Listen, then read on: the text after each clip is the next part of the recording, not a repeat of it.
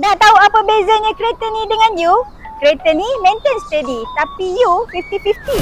Ini dia Proton Saga Premium S Auto tahun 2024. Dengan rekaan luaran Premium S didatangkan dengan headlamp dan TRL LED yang nampak eksklusif. Di bahagian sisi pula datangkan dengan auto folding side mirror, rim 15 inci original Proton dan keyless entry. Di bahagian interior dengan spek Premium S datangkan dengan multi-function steering, meter cluster clean, mileage yang rendah, push start button, infotainment touchscreen beserta reverse camera, aircon panel, ambient light, USB port dan juga fully leather seat depan dan belakang.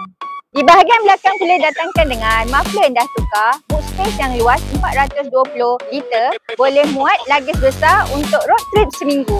Dengan harga bodi 37,800, anggaran bulanan 500 lebih untuk 9 tahun.